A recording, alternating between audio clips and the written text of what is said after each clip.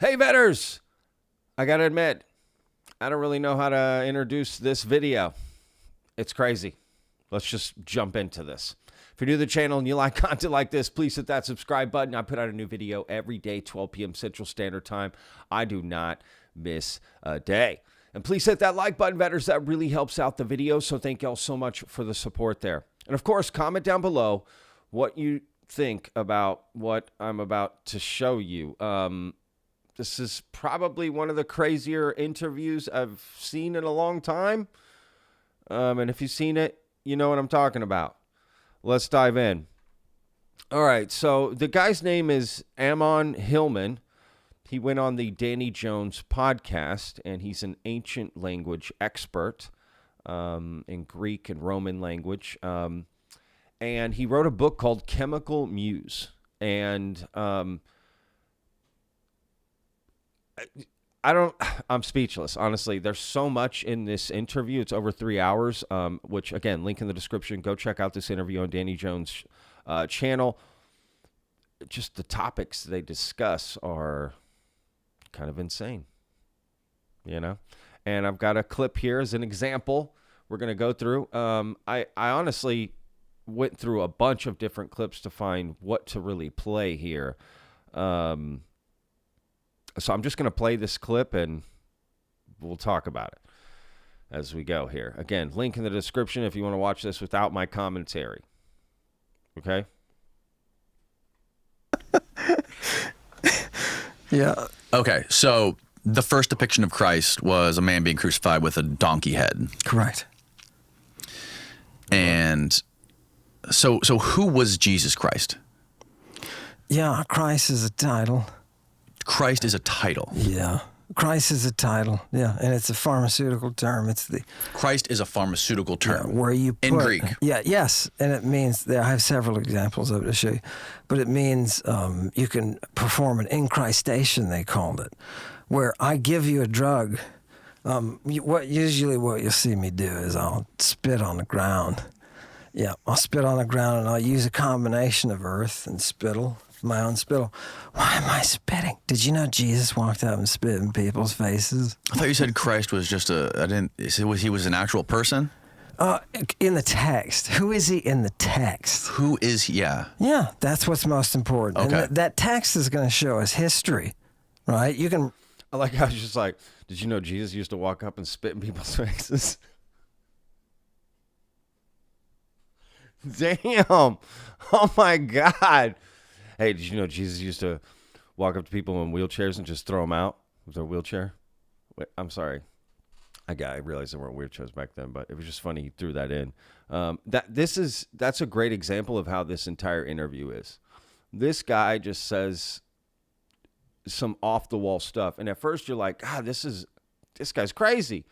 But then as you listen more, you're like, okay, he's just telling it like it is. These are just facts from the past that are shocking. That's all it is.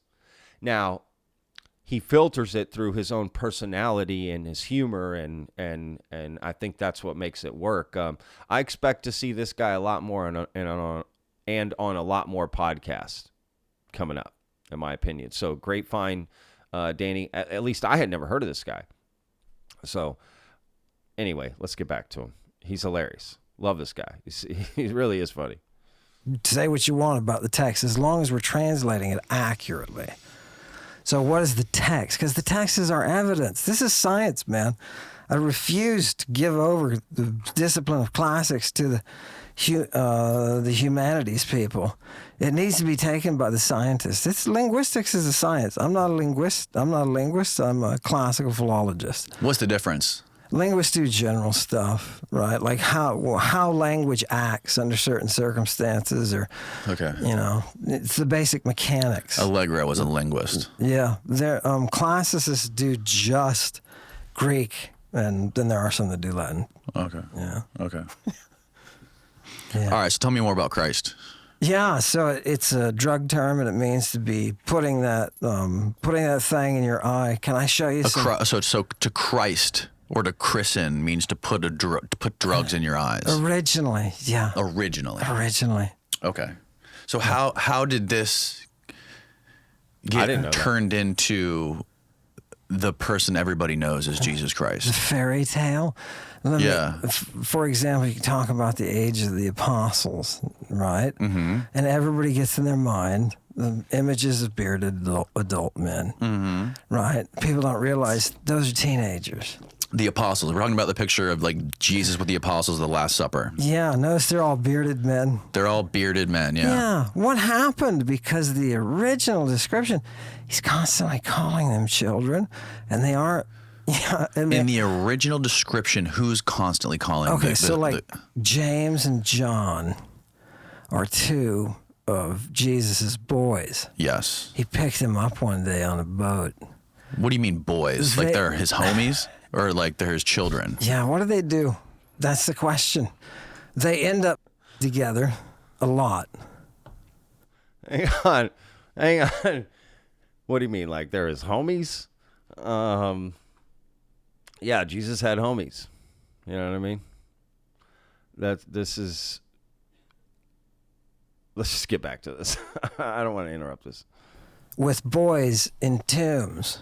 With boys in tombs. Yeah. Okay. Yeah. Multiple documents show that. Okay. We have Saint Cyril. Let me back up a little. James and John are two of Jesus's boys. Yes. He picked them up one day on a boat.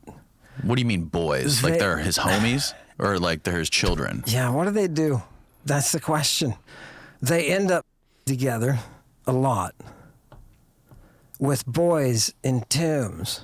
With boys in tombs. Yeah. Okay. Yeah. Multiple documents show that. Okay. We have Saint Cyril coming out of one of these graveyards with a bunch of venom, it says, bleeding out his and a couple of prostitutes with him. Right? Mm-hmm. Yeah. Yeah. I'm sorry, Every what? Heracles has his Hylas. What was Yeah. how common was prostitution in these cultures back then, in the society? Define. How was prostitution viewed, and how ubiquitous was prostitution, and what was it looked down upon? Was it just an accepted part of society, kind of like drugs were? Oh God, we got to go to Cyprus. We got to go to Cyprus and worship Aphrodite, where once a year, your wife has two choices. Either she can shave her head and stay with you, or she can go to the public forum and pick up one of the local sailors and with him all night, not thinking about you, and come back the next day and be completely healed. Yeah. That's the devotion. That's the devotion to the Aphrodite. Remember the Roman. Dude, women have had it bad, man, in history. You know what I mean? Wow. Women have just... unbelievable. Are children of Venus. So this is embedded. This woman-centric, gorgeous goddess. This is part of their medical system. It's part of their healing. And so those, you asked me about later, those the Christians would call prostitutes. And that's where you and I get our term of prostitute from. Okay. And the negative, you would never. These are priestesses of Aphrodite. You have made sacred the institution of. Interesting. Why would the wives have to go have with sailors? And who were the sailors? I don't know. Sometimes you get the need. Who were the sailors? Look, they come in and they go. And it's a religious festival. If you have a problem with that, that's between you and your wife. Now, what kind of instruction does that give to the people, to the men on Cyprus? What kind of instruction? What do you learn from that kind of religious festival, where once a year your wife gets to go have with whomever she wants? Are the wives wanting to do this? Yeah. Well, you'd have to ask them when they're doing it. But since they all come back with smiles. It says that? They come back with smiles? No, I made up they come back with smiles. But they do it every year. And you only have one choice. Shave your head. I wonder if they still do that. And why do they say shave your head? Because that shows that you're in the sign of mourning. That you're mourning the loss of Adonis. That you're mourning that. So you stay with your husband. You see the loyalty? She's loyal to him even in death. The women who keep their hair, that's resurrection, baby. Right? They're out there. This is Easter. Yeah. So, Yeah. what? Does that kid look exactly like you? This guy's maniacal laugh. Yeah. Half sisters. I think Danny's just like,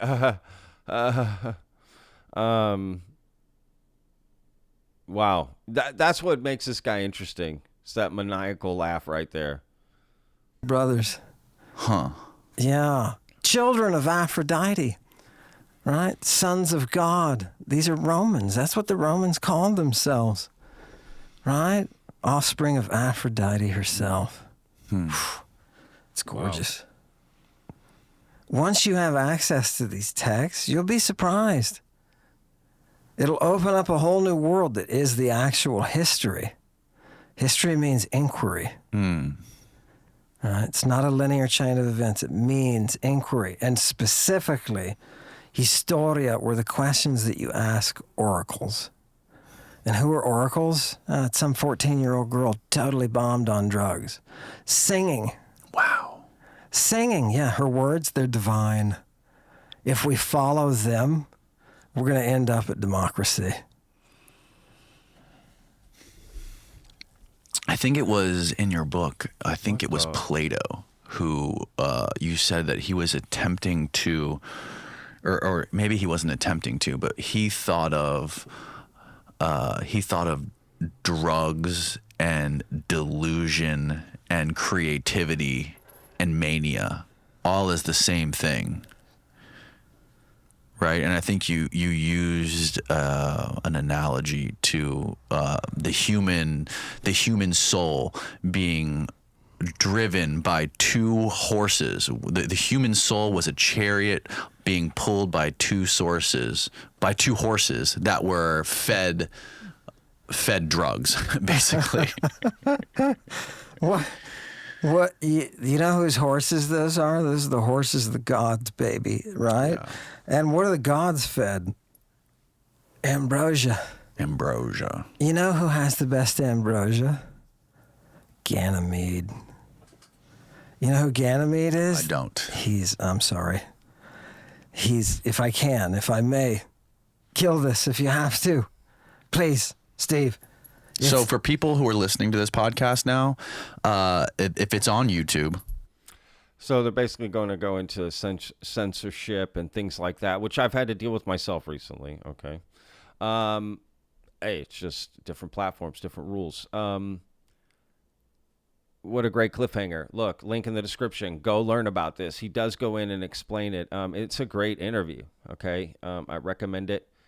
And a lot of people were telling me to cover this. And I agree. I had seen, that same guy. I mean, there's some interesting things. It's more just things to think about, right? Like, what does it really do, right? It's not like affecting anything presently, but it does help you understand the past a little bit better. And translations are interesting, right? That whole idea of translations. Sometimes that can be wrong. Translations can be very wrong, and they can lead to complete misunderstandings. I mean, I see, yeah, it's because, and languages are so different the way they're spoken and what they mean. And, there's certain words that can tell a whole story in certain languages, right? And then you try to translate that and you can't. Sometimes there's a word that the other culture has the same sort of thing, but not always, right? And there's a lot of things unique to certain languages and meanings, and then trying to translate, understand what it means, then you derive an entire narrative from what you just translated, right? So getting that right and being accurate, like, I'm not even sure this guy can be 100% sure that it's exactly what he's saying. That's interesting. How will we preserve our language moving forward? What will people think of this language? You know, will people be like, yeah, I speak ancient English, you know, because it's not around anymore, right? Well, the languages we have today cease to exist. Will we move to one language? A mix of a bunch, right? Clearly, but one. I don't know. And what does that say about how life was back then, too, right? If those translations are correct. I mean, look what he was saying about Jesus Christ, right? The Christ, it was like a way, put drugs in your eyes or something, right? Like, but it was also in text, a person, but they also had the word the Christ. So I don't think that means the same thing as the Jesus Christ, right? Like, so I think they just took Jesus Christ. I don't know. Who knows? He's interesting. He goes into all kinds of other stuff. The things they talk about. Yeah, look, it's a great podcast. Okay, go check it out. Ammon, Hillman. Okay. Link in the description. Go watch the full thing. I do recommend it, or listen to it, or whatever, in chunks. It's very interesting. You know, it all connects potentially, right, to the past.